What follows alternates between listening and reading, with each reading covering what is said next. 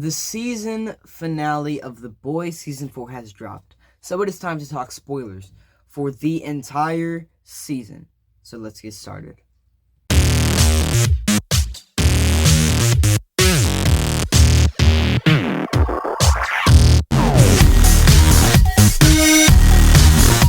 Hello everyone and welcome back to Geek City. Again, we are talking spoilers for the entire season. If you have not watched all 8 episodes of The Boys Season 4, go to that, then come back and watch this video. I also will be doing a seasons ranking video where I rank all 4 seasons. And then probably won't do any more Boys content until Season 5, which will be in 2 years or something. We're going to have to wait a little bit for that. So just want to put that out there. We will be talking spoilers. So usually how I do my movie spoiler reviews is I just go through the whole film, talk about what I think worked and didn't work. And with the TV show, it's a little different. So what I'll do here is I will really quickly talk about each episode, just like a minute or two, just kind of talking about it. Not necessarily talking about if I liked them or the critiques of it. And once I've done that for all 8 episodes, then I will talk about the good, the mixed, and the bad for the season. And I'll kind of explain what the mixed is. And just overall, I thought this was a really, really good season. That's all I'm going to say for now. I'll elaborate on that more as we go on. So let's, start with episode 1 here that, I thought was a really solid introduction. This one has a fun heist scene at the very beginning that kind of goes really wrong, because this is the one that sets up that, Victoria Newman's daughter is on Compound V, and then you have the fight with Kimiko, and she falls out the window with the baby hand and all that, and Butcher, we can clearly see, is in bad shape. The first thing he does this season is throw up, and he's just talking to nobody. He's just talking to air. And then we have Homelander, having his, I don't know if it's a crisis, because he's collecting gray hairs on his special area. And that team, is kind of not doing as well now that Mother's Milk is in charge, because they kind of failed to kill Newman. And you have other obviously important events in here, like Butcher meeting Joe Kessler, which we will be talking about him a lot more later on. And this also has that whole thing where Mother's Milk and all of them have to go find Todd, and where they kill Todd and a few others, and they make it look like the Starlighters did it during the protest. So Homelander kills 3 of his biggest fans, including Todd, which I'm not really sad about, and then they put them in the protest to make it look like Starlighters did it. And this is also the infamous blow A-Train scene. That's all I'll say about that. And so yeah, that just a good episode showing that Homelander doesn't really care anymore. He's gonna kill off his fans to make it look like the Starlighters did. He's just full blown, he just doesn't care anymore. Episode 2 was the TruthCon episode that takes place at the convention, where we really meet Firecracker. She shows up in one scene in episode 1, but this is really her episode that kind of brings her in here. And of course, she had, Homelander meets Sister Sage in episode 1, and because the boys haven't been, there hasn't been 7 members of the 7 since season 2. So I don't know. So yeah, episode 2 was fun. This is the Will Ferrell training A-Train movie. The TruthCon stuff. Human Centipede, which was disgusting, but at the end of the day, that's what The Boys is. It's gonna have stuff like that. And then there's that whole fight with the clones. The dude's able to clone himself for fighting and for his own, entertainment. And this also is the episode that starts to kind of slowly set up A-Train's arc, which we would talk about a lot more later, because this is when he's with his nephews, and his brother, who's now in a wheelchair, is he's lying to you, he's not a hero, and stuff like that. That you're starting to see. Okay, what are they doing here? This is interesting. And then another fun thing here was the filming the fake rescue, and the stuntman gets killed by Ryan. That thing was fun. Episode 3, Firecracker joins the 7. Ryan, this is the one where Ryan goes to Billy Butcher's house and all that, and A-Train is slowly helping the boys by giving them information. That, again, this is when they're like, okay, I like what they're doing here. And this is the Vought on Ice episode, where Vought, the Vought on Ice thing goes horribly wrong. I'm trying to. Come on. Alright, cool.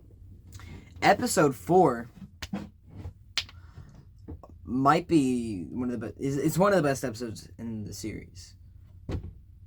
It might be my favorite. This is the one where Homelander goes back to like his old laboratory where he was raised, and he basically tortures everybody there. It was brutal.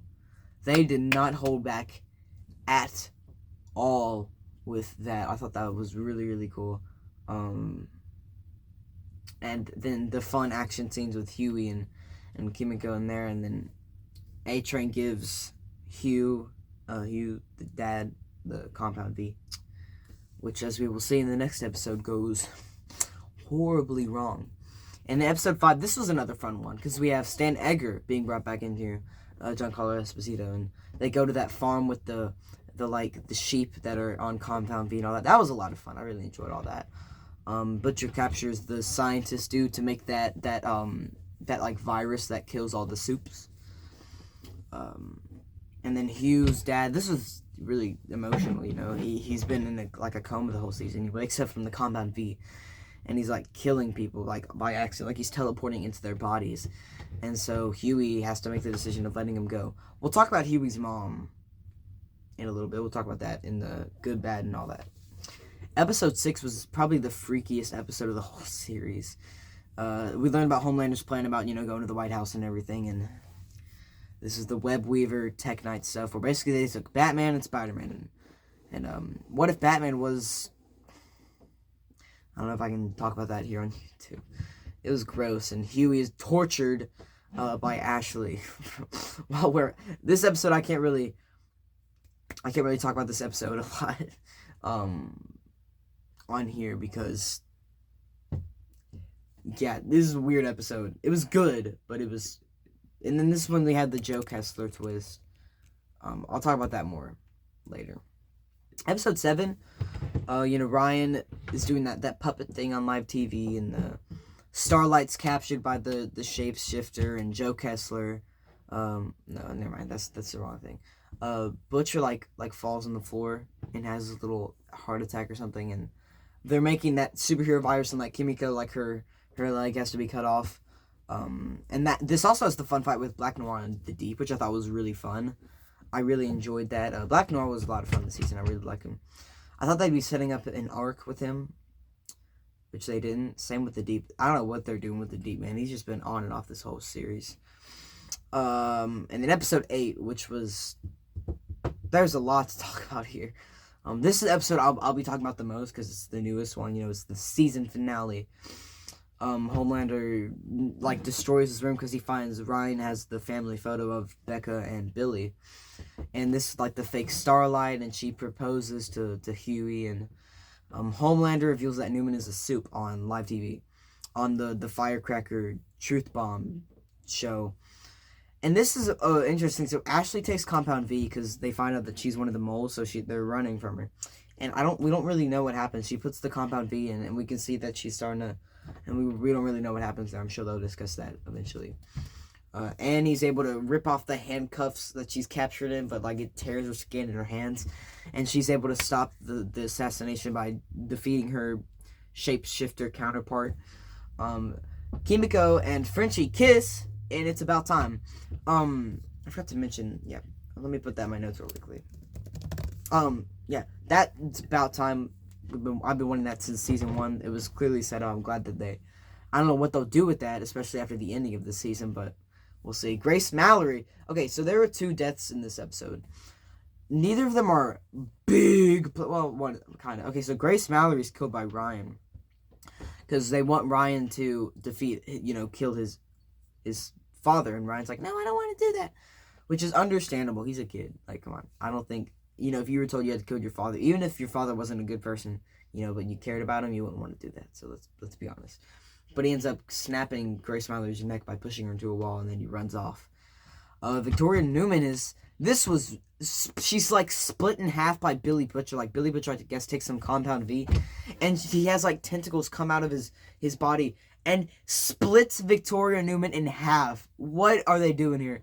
that was crazy. We'll talk about that more later too.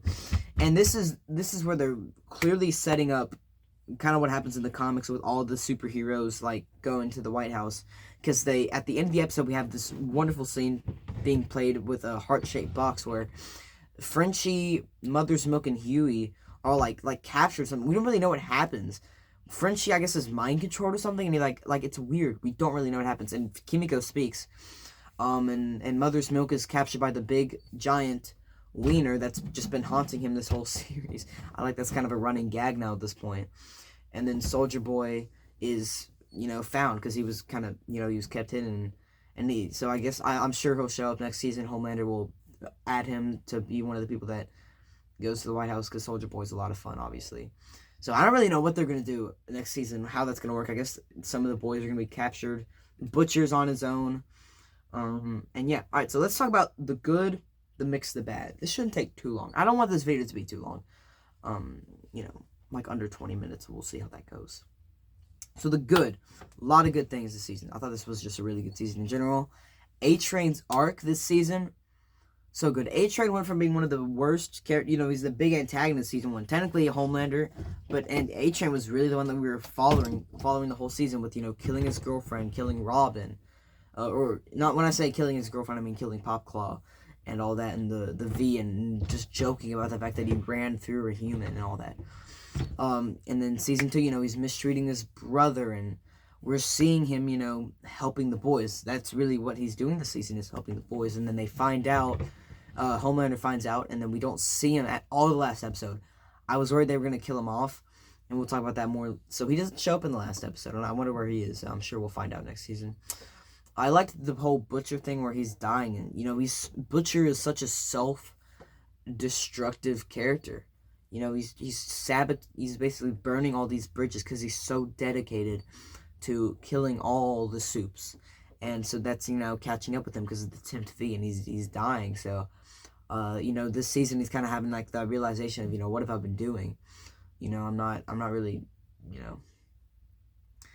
as always, great fight scenes, funny jokes. That's stuff that's, normal with the boys. A lot of great fight scenes every episode, and that was fun.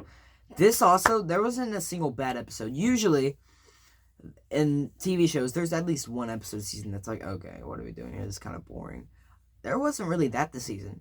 I'd say there was probably, a weakest episode. It'd probably be episode 3. But there wasn't a single episode where I was not entertained. There's every episode I was on the, I was watching. I was locked in. And, I was really watching what was happening here, which is rare with TV shows and all that.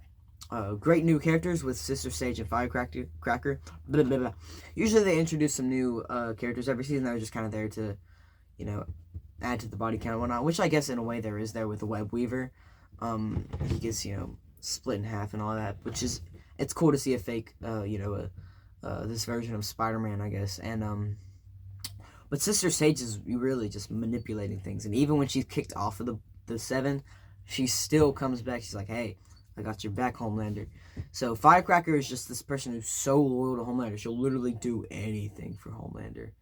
Even, milk, you know what I mean? If you know, you know. So I thought they were interesting. Like Sister Sage, she's really, her combined with Homelander, that's really dangerous. I'm scared, we'll see how that goes next season.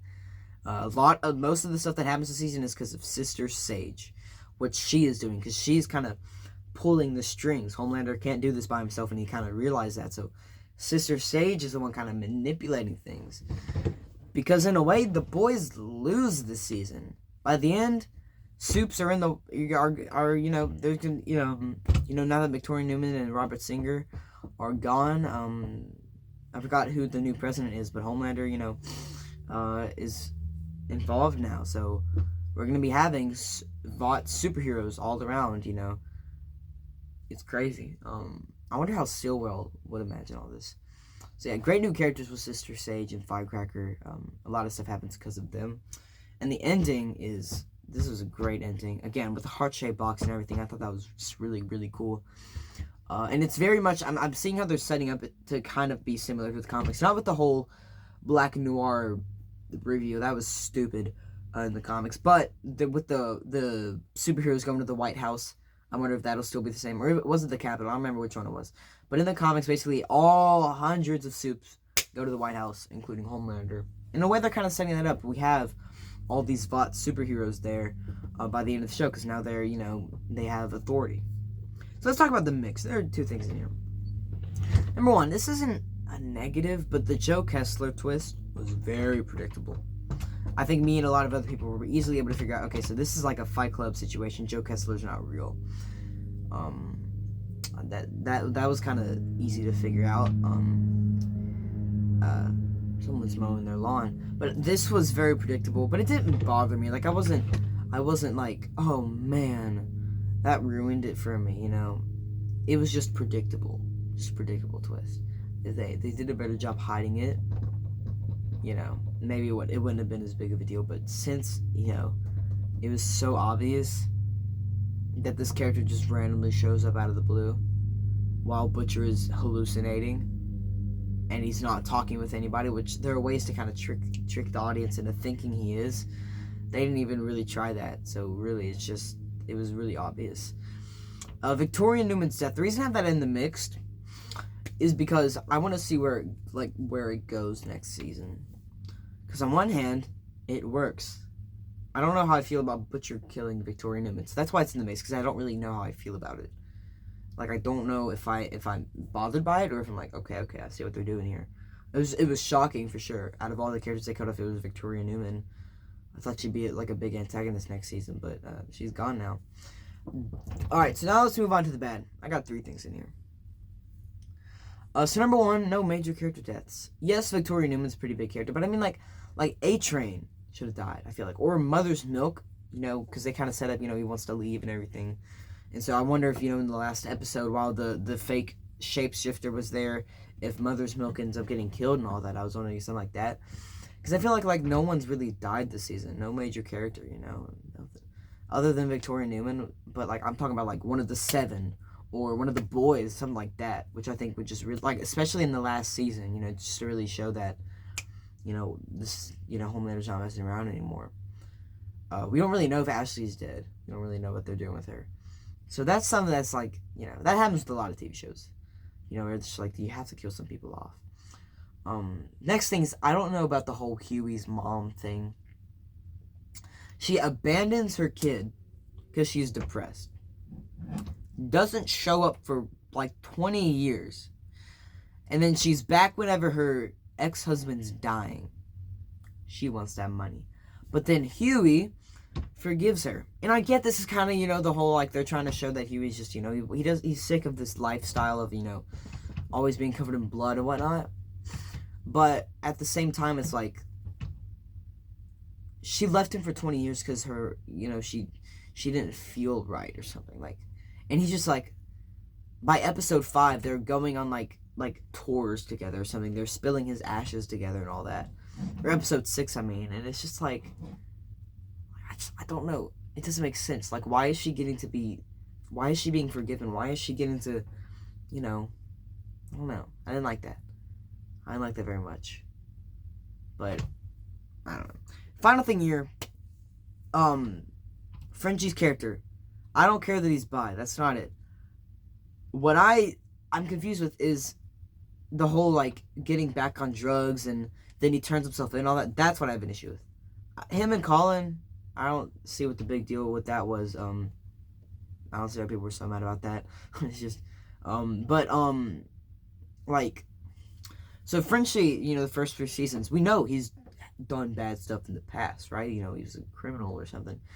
But he's overcome that, and he's become this fun person. But this season, he's, back to being, depressed, and he's back on drugs and all that. And it's just come on, what are you doing here?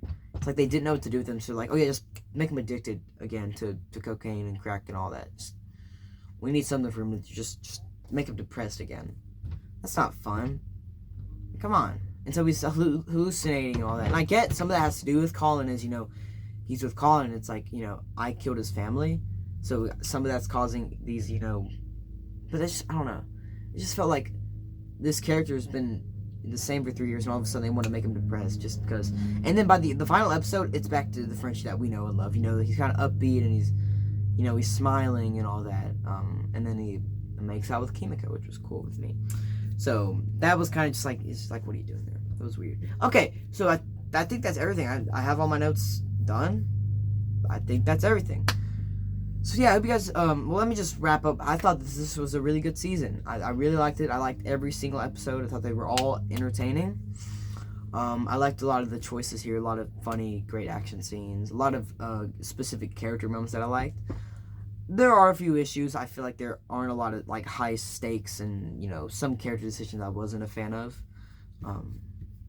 You know, stuff like that. But overall, I really dug the season. 8.5 out of 10 maybe. That could change. So if you guys enjoyed, make sure to turn notifications, because maybe not tomorrow, but in the next few days, I will be dropping a video where I rank all 4 seasons of The Boys. So I'm really excited about that. So if you guys enjoyed this video, make sure to like it. If you did, subscribe. Turn on notifications so you're notified of that. And let me know in the comments what you thought about this season. What did you think? Did you love it? Did you hate it? And as always, stay geeky.